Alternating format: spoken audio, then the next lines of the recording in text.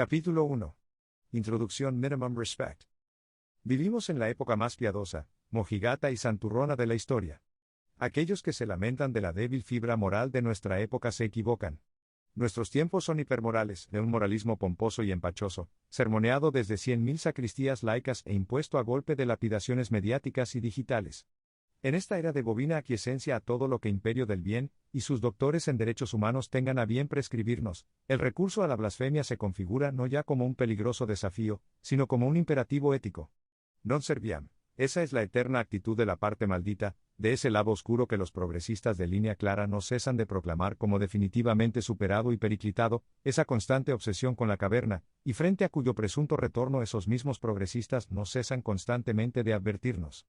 Como si ellos mismos no acabaran de creerse su discurso de amaneceres radiantes, como si ellos mismos fueran muy conscientes de que, por mucho que se empeñen, todo aquello que es reprimido permanece siempre al acecho, porque a lo sumo solo puede ser contenido, pero nunca totalmente extirpado. Ya va siendo hora de reivindicar la caverna. La caverna como refugio de libertad frente al nuevo totalitarismo de la transparencia. La caverna en sentido metafórico freudiano como confluencia de dimensiones reprimidas, incómodas y no oficiales.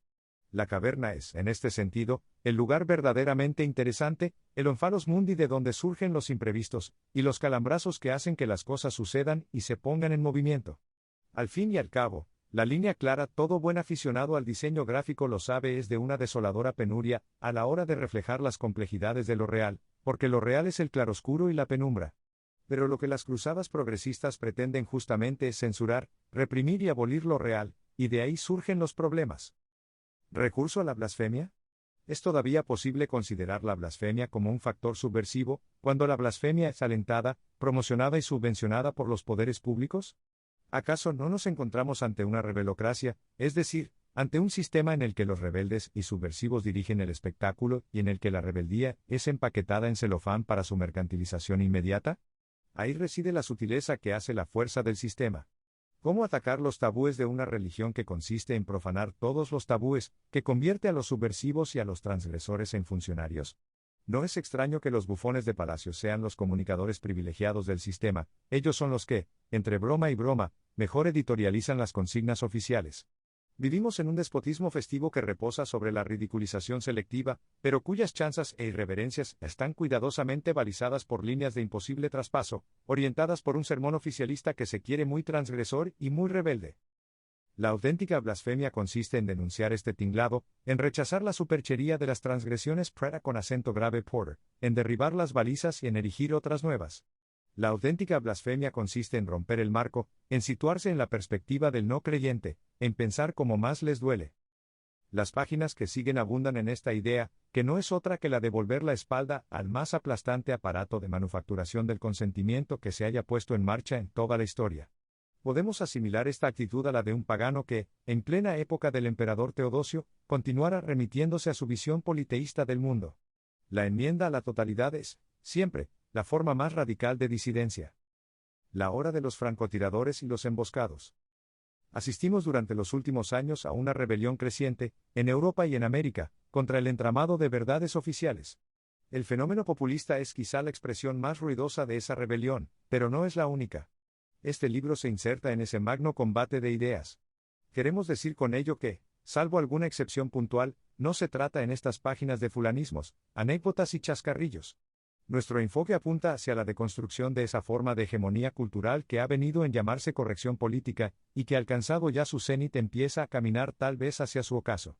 Estamos convencidos de que, para aquellos que no sean reacios al razonamiento abstracto, la historia de las ideas, la exploración de sus metamorfosis y réplicas inesperadas puede ser más apasionante que la mejor novela de aventuras, a condición de que las abstracciones se embriden en la comprensión de nuestra realidad inmediata. Porque las ideas cuentan y tienen consecuencias. Y hasta las nimiedades que trenzan nuestra vida cotidiana vehiculan, de forma sutil y a veces imperceptible, el andamiaje ideológico que legitima un equilibrio de poderes y sumisiones. Mal que les pese a los neoliberales, al final de la jornada el poder de las ideas es más persuasivo que el lenguaje contante y sonante de cifras y estadísticas. La renta per cápita, la prima de riesgo, la cesta de la compra y el recibo de la luz nunca conformarán, por muy importantes que sean para nuestro bienestar, los consensos determinantes que legitiman un sistema. Y puestos a dar la vida, Nadie lo hará nunca para mejorar la curva del déficit exterior, o la cobertura de salud bucodental, mucho menos por constructos flácidos tipo el patriotismo constitucional, sino por un conjunto de percepciones básicas que confieren sentido, y se envuelven en el poder movilizador de una auténtica idea. Con su insistencia en que todo es política, y en que lo privado también es política, la izquierda ha comprendido en general todo esto mucho mejor que la derecha. De ello se tratará abundantemente en este libro. ¿Cuál es nuestro objetivo?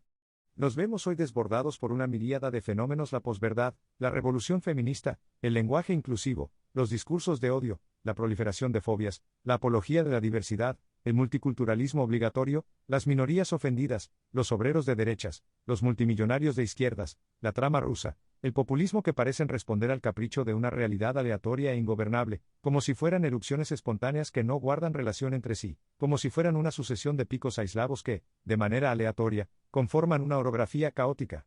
Justamente, lo que aquí pretendemos es explorar toda la cordillera, demostrar que estos episodios aparentemente aislados conforman, en realidad, una orografía ordenada y son partes integrantes del mismo ecosistema. Pretendemos hacerlo además desde una visión ideológica de 360 grados que aspira a diseccionar el discurso oficialista que nos impele a pensar de una manera correcta dentro de un marco mental predeterminado. ¿Cómo definir nuestro enfoque? ¿Se trata de un ensayo, de un panfleto, de una investigación con pretensiones objetivas y científicas? Desde luego no de lo último. Por mucho que nos apoyemos en fuentes homologadas y en autores académicamente consagrados, no lo hacemos para acogernos a argumento de autoridad alguno, sino solo cuando así resulta conveniente para nuestras tesis. Somos muy conscientes de que una de las misiones de la academia, en muchos de los temas que aquí nos ocupan, es la de producir argumentos complacientes con el poder. Respeto mínimo, por lo tanto, a la clerecía mediático-universitaria que administra los dogmas diversitarios. Nos encontramos ante una vasta empresa de deconstrucción antropológica y cultural de las sociedades occidentales, al ritmo que marcan los grupos de interés y sus cámaras de resonancia universitarias. La misión institucional de estas últimas consiste en reescribir, troquelar y adecentar el pasado para adaptarlo a las consignas del día. Con una uniformidad coreográfica digna de un festival norcoreano, el sesgo ideológico de las facultades de humanidades es claro: favorecer el proyecto mundialista de la popperiana sociedad abierta y derribar todos los obstáculos que se le opongan. Así se articula una ofensiva dominante en la historiografía desde los años 90 para reducir las culturas, los pueblos, las naciones y las identidades sexuales a simples constructos o figuraciones fantásticas. Las expresiones la invención de o la construcción de suelen encabezar este tipo de estudios. Porque de lo que se trata, en suma, es de artificializar dimensiones enteras de la existencia que, hasta hace poco tiempo, eran sentidas como evidentes y ordinarias por el común de los mortales, con el objetivo final de reprogramarlas al gusto del poder establecido. Sin necesidad de entrar en el viejo debate sobre el carácter científico de las ciencias sociales, nos cuesta reconocer el valor de segmentos enteros de una producción humanística que, instalada en un pensamiento grupal adocenado, tiene desde hace ya tiempo su credibilidad en ruinas. Los llamados estudios culturales son a la ciencia lo que el chamanismo tropical a la medicina, y sus oropeles y certificaciones académicas son comparables, a todos los efectos, a las plumas y amuletos utilizados por los brujos de la tribu para imponer respeto. Encomendándose al numen protector del puto San Foucault, François Busquet-Dixit, una casta profesoral endogámica persigue su peculiar agenda, mientras se aferra, de manera paradójica, a sus prestigios institucionales y privilegios. Pero puestos a deconstruir, no vemos por qué ellos deberían salvarse de la quema, no vemos por qué sus constructos posmodernistas deberían quedar exentos de ese aquelarre de demolición y licuefacción que ellos mismos no cesan de convocar. Pero la deconstrucción de los deconstructores solo puede hacerse, evidentemente, desde fuera de los muros protectores y disciplinarios sobre los que estos asientan su poder. Es hora de aplicar la teoría del partisano al ámbito de la metapolítica. Es la hora de la crítica no homologada, de los francotiradores y de los emboscados. Ellos son los auténticos protagonistas de este libro. Neoliberalismo y fin de la historia. Minimum respect, decía nuestro admirado Philippe Murray, a cuyo magisterio estas páginas tanto deben. ¿A qué nos enfrentamos? Pues nada menos que al pensamiento positivo, a la alegría obligatoria, a las formas pomposas y fúnebres de la moral contemporánea y a todo su sistema de valores tolerantista, paritario, intercambiable, librecambista, solidarista y multicultural, pero siempre controlador, nivelador y vigilante como las beatas de sacristía que son, que entierran con su pulsión de muerte y de prejuicios todo lo que todavía permanece en vida y que no perduran más que porque hasta ahora han conseguido no dejarse definir como lo que son, un orden moral, el orden moral más odioso de todos los órdenes morales que hasta ahora hayan oprimido a la humanidad. Su origen de izquierda les protege todavía de la debacle que merecen y tendrán que sufrir, que ya están empezando a sufrir. Se inscribe este libro en el cansino toma y daca del binomio derecha-izquierda. Aunque parte del libro esté dirigido a desmenuzar todo el entramado ideológico que llamamos izquierda posmoderna, no es este el objetivo último de nuestra crítica. Nuestro objetivo se fija más bien en la dinámica general a la que esa izquierda sirve, y en la que esa izquierda se inserta, y que aquí identificamos con el nombre de neoliberalismo, por mucho que el uso y abuso de este término lo haya sometido a desprestigio. En nuestra interpretación del fenómeno, el neoliberalismo consiste en un sistema de mercantilización y de estandarización absoluta del mundo que, en fórmula célebre, ha venido también en llamarse el fin de la historia. Esa es para nosotros la auténtica pesadilla, y no un hipotético marxismo cultural o la figuración anacrónica de una revolución neobolchevique, tan presente en los temores atávicos de cierta derecha. Pensamos también que, en el camino hacia el fin de la historia, la izquierda y la derecha convencionales se operan al unísono según un estabilizado reparto de papeles, con el objetivo de eliminar aquellos elementos disruptivos que vayan surgiendo y que hoy se identifican, en primer término, con el nombre sulfuroso de populismo. El problema del fin de la historia lo que le dota de un aura peculiarmente siniestra es que se trata de una utopía realizable. No lo será probablemente en su versión oficial y rosa bombón la de una humanidad reconciliada en el libre mercado, y la ideología Benetton, sino en su versión más oscura y caótica, la de la pérdida de verticalidad, la de la disolución de todo marco de referencia, la de las partículas elementales o oyebequianas, extraviadas en una sociedad deshumanizada y carente de sentido. Un largo y sostenido proceso de descivilización. Pretender el paraíso en la tierra es la mejor receta para construir el infierno. Nunca como ahora ha tenido más sentido esta frase de Hölderlin.